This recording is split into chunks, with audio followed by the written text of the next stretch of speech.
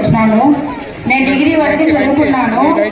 అదే మేడం గారికి వచ్చి ఏదైనా పని ఉపాధి కల్పిస్తారేమో అని అర్జీ తీసుకువచ్చాను.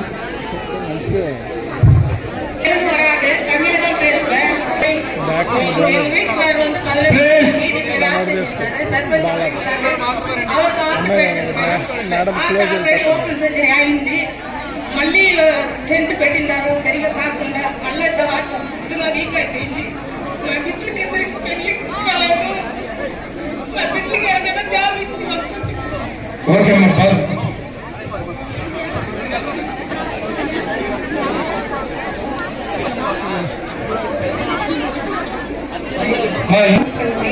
ఉపాధి హామీలో 16 సంవత్సరాలు మా ఇంటర్ పనిచేసినాను. ఏసీపీ వచ్చి మా ఇంటిని టీడీపీ చేసి జాబ్ చేసేస్తున్నాను. అనారోగ్యంతో కళ్ళ బ్లడ్ క్లాట్ అయ్యి చనిపోయినందుకు చేసేది ఎవరు లేదు. మా పిల్లలు బీటెక్ చదువుతాడు. నాకు జాబ్ కావాలి.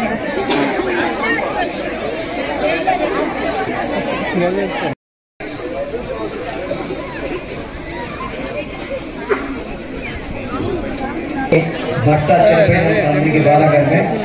మేము కూడా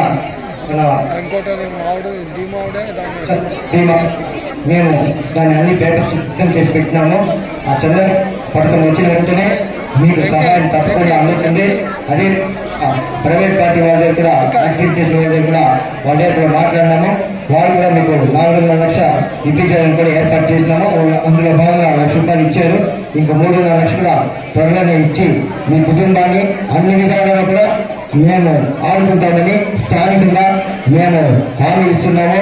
అదే కాకుండా మన పెద్దలందరూ ఉన్నారు కాబట్టి మీ విషయం ఏమైనా కూడా సరే మేము తప్పకుండా నెరవేరుస్తాము. ఇది మేము ఇస్తున్న హామీ. నా పేరు చంద్రకళ మేడం. మా ఇంటాయన ఆర్టీసీ కండక్టర్లో గత 14 సంవత్సరాలుగా డ్యూటీ చేస్తూ ఉన్నాడు. రీసెంట్గా ఆయనకి 2022లో యాక్సిడెంట్ జరిగి 7 నెలలుగా నేను వేలూరు సిఎంసీలో కోమా నుండి కాపాడుకొచ్చినాము. కోమాలో వచ్చిన తర్వాత 1 సంవత్సరం తర్వాత డ్యూటీలో జాయిన్ అయ్యి డ్యూటీ చేస్తూ ఉన్నాడు.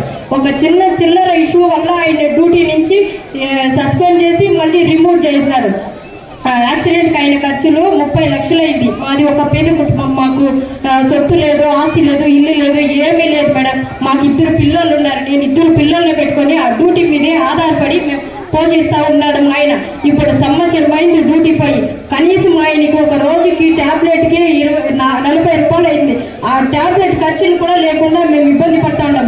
ఎక్కడెక్కడ తిరిగినా కూడా మాకు డ్యూటీ లేదు మేడం. దాంట్లో పలంనేరు ఎమ్మెల్యే అంతా వైసీపీ పీరియడ్లో ఇన్వాల్వ్ అయ్యి ఆ చిన్న ఇష్యూ ఆయనకి కొంచెం సైకో మారి అయిపోయినాడు డ్యూటీ యాక్సిడెంట్ వల్ల.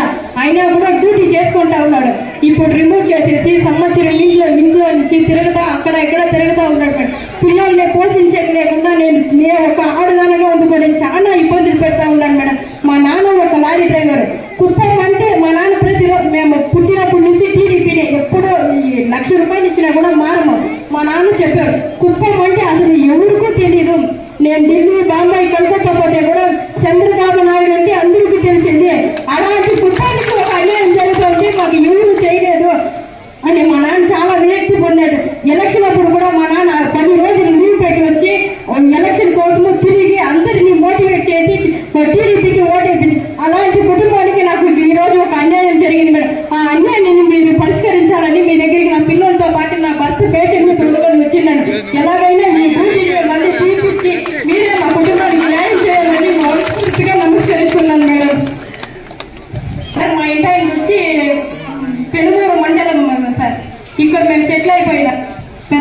మాతం విలేజ్ మాది.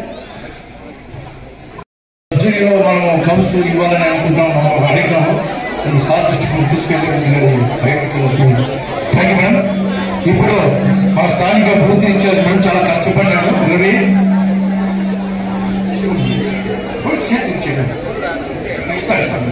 స్థానిక పూర్తి ఇన్ఛార్జ్ మేడం రవి స్థానిక పూర్తి ఇన్ఛార్జ్ చాలా హార్డ్ వర్క్ చేశారు ఎలక్షన్. నాకు చాలా సంతోషం అనిపించింది, ఎందుకంటే ప్రజల కోసం తీసుకొస్తున్నారు కనుక. ఈ ఇళ్ల మీద ఫ్రీగా సోలార్ ప్యానెల్స్ పెడతారు ప్రతి ఇంటి మీద. దాని మీద అయ్యే ఖర్చు గవర్నమెంట్ భరిస్తుంది, ప్రభుత్వం. అట్లానే SC/STలకి ఉన్నప్పుడు సంస్థ అసోసియేషన్ ఫర్ లేడీస్ ఎంటర్ప్రెన్యూర్షిప్ అంటే అది కూడా. అదే కాకుండా మీ అందరికీ ఒకటి చెప్పాలి, హంగ్రీ నివా ప్రాజెక్ట్ అది జూలై కల్లా చంద్రబాబు నాయుడు గారు పూర్తి చేస్తానని హామీ ఇచ్చారు. దాంతో నాకు తెలుసు మీ అందరికీ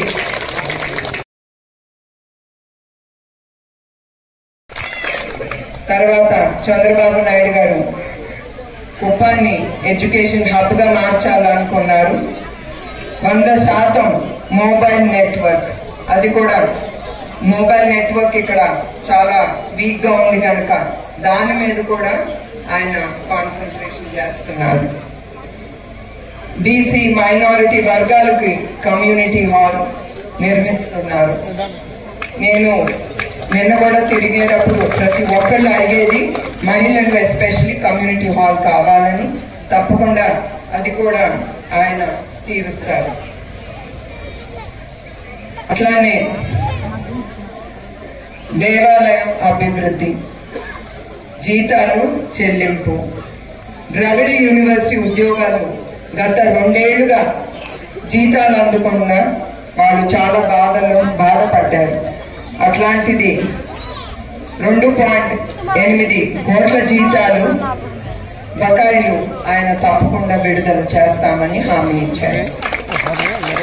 పేదలకి ఇళ్ళు, ఎక్కడికైనా ప్రతి ఒక్కళ్ళు అడిగేది ఏమో తప్పకుండా ఆయన 15,323 కొత్త ఇళ్ళు నిర్మిస్తారు మన కుప్పంలో.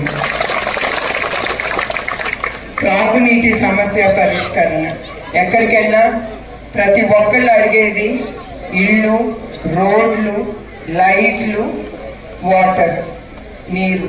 ఈ సమస్య ప్రతి గ్రామం ఎదుర్కొంటుంది, అది తప్పకుండా ఆయన తీరుస్తారు. అట్లానే చెక్ డ్యామ్, హంగ్రీ నివా మీకు చెప్పినట్టు ఈ జూలైకి ఆయన పూర్తి చేస్తామని హామీ ఇచ్చారు మీకు. కుప్పంలో ఆసుపత్రి, Kuppam area hospital, super hospital ఇక్కడికి తీసుకొస్తానని అది కూడా ఆయన హామీ ఇచ్చారు. అట్లానే మెడికల్ మోడల్ మున్సిపాలిటీ, దీనికి 450 కోట్లు కుప్పానికి మోడల్ మున్సిపాలిటీగా చేస్తాము. దానితో భాగంగా 100 కోట్లు నిధులు విడుదల చేశారు. కొత్త జంక్షన్ అభివృద్ధి, అన్నా క్యాంటీన్ గురించి నేను ప్రత్యేకంగా చెప్పక్కర్లేదు. మీ అందరికీ తెలుసు ఎట్లా నందమూరి తారక రామారావు గారు మానవ సేవే మాధవ సేవ, ప్రజలే దేవుళ్ళని నమ్మి పేద ప్రజలకి ఆయన చాలా పథకాలు తీసుకొచ్చారు. ఆ స్ఫూర్తితోనే ఆకలి అనేది మనం ఎవ్వరూ, మన ఆంధ్ర రాష్ట్రంలో ప్రజలు ఎవ్వరు ఏమి ఎదుర్కోకూడదు, ఆకలి అనేది నేను చూడకూడదు, వాళ్ళు అడగకూడదు అని అన్న క్యాంటీన్ ఆయన మళ్ళీ పునఃప్రారంభించారు. రోడ్లు అభివృద్ధి మీ అందరికీ తెలుసు. ప్రతి గ్రామం నేను విజిట్ చేసినప్పుడు వెళ్ళినప్పుడు వాళ్ళు ముందలు అడిగేది రోడ్డు అభివృద్ధి. అది తప్పకుండా దానికి స్పెషల్గా ఆయన గ్రాంట్ ఇచ్చారు. అది కూడా మీరు అందుకే అన్నాను, మీరు అందరూ కొంచెం ఓపిక పట్టాలి. మీ అందరికీ తెలుసు చంద్రబాబు నాయుడు గారి గురించి ప్రత్యేకంగా నేను చెప్పనక్కర్లేదు. ఆయన ఏది హామీ ఇస్తే అది తప్పకుండా ఆయన ముందుకు తీసుకెళ్తారు. సో మీరు ఇప్పుడు రోడ్లు అవ్వాలన్నా ఏం అవ్వాలన్నా కొంచెం మీరు టైం ఇవ్వాలి ఆయనకి. ఇస్తే కానీ అభివృద్ధులన్నీ మీ కళ్ళతో మీరు చూడొచ్చు. ఇప్పుడే చెప్పాను వీధి దీపాల గురించి. 100% వీధి దీపాలు ఆయన తప్పకుండా ఏర్పాటు చేస్తారు. ఔటర్ రింగ్ రోడ్ ఇంకా చెప్తానే ఉంటే చాలా ఉంది. ఇక్కడ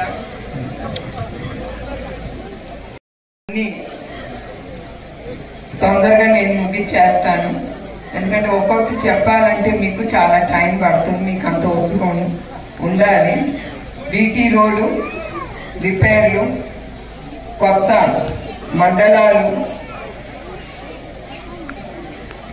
ఊరికి త్రాగునీటి సమస్య గురించి ఆయన 103 కోట్ల ప్రతి గ్రామానికి సురక్షిత త్రాగునీటి ఏర్పాటు చేస్తున్నారు ఆయన. అట్లానే 70 కోట్లు ఆయన మంజూరు చేశారు. దాని నుంచి నీటి కుళాయిలు, డ్రైనేజ్ కు అభివృద్ధి, పూల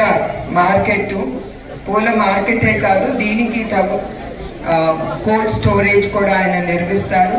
దానికోసం కూడా ఎయిర్పోర్ట్ అనేది తీసుకొస్తున్నారు. ఎందుకంటే మీరు చేసే కాయగూరల కల్టివేషన్ కానీ పూల కల్టివేషన్ కానీ ఇవన్నీ తీసుకెళ్ళటానికి కార్గో ఎయిర్పోర్ట్ కూడా నిర్మిస్తున్నారు. అట్లానే రైతులు సాంకేతిక పరిశ్రమలు, గంజాయి లేని కుప్పం ఇది మేజర్ అండి, మీ అందరికీ చెప్పాల్సింది. గంజాయి గత ప్రభుత్వం వాళ్ళ జోబులు నింపుకోవటానికి మీ జీవితాలతో చెలగాటారు. మీ జీవితాలే కాదు, మీ కుటుంబ జీవితాలతో, మీ బిడ్డల జీవితాలతో వాళ్ళు చెలగాటారు. చంద్రబాబు నాయుడు గారు మళ్ళీ సీఎం అయిన తర్వాత ఆయన ఒక కమిటీ వేశారు. ఆ కమిటీతో చాలా వరకు ఆయన రోజు మానిటర్ చేస్తున్నారు. పోలీసులు వాళ్ళ సహకారంతో ఇది చాలా వరకు ఆపగలిగారు. కానీ నాకు తెలుసు గత ప్రభుత్వంతో ఈ గంజాయితో ఏమైందో. ఎస్పెషల్లీ మన ఆడబిడ్డలు అలవాటు చేసి వాడిని రేప్ చేసి అట్లా ఎన్నో విన్నాను. ఈ మధ్యన మళ్ళీ కనుక్కుంటే ఈ అత్యాచారాలు చాలా తగ్గినాయి అని తెలిసింది. ఎందుకంటే ఈ గంజాయి తీసుకున్న తర్వాత వాళ్ళు ఏం చేస్తున్నారో ఎవరికి తెలియట్లేదు. అందుకే చంద్రబాబు నాయుడు గారు ముందల ఈ గంజాయి అనేది ఉండకూడదు యావత్ ఆంధ్రప్రదేశ్లో అని ఆయన ముందుకు తీసుకెళ్తున్నారు. ఆ కమిటీ ఫామ్ చేశారు. దాంట్లో హోమ్ మినిస్టర్ గారు అనిత గారు, చంద్రబాబు నాయుడు గారు, లోకేష్ దాంట్లో కమిటీ మెంబర్స్.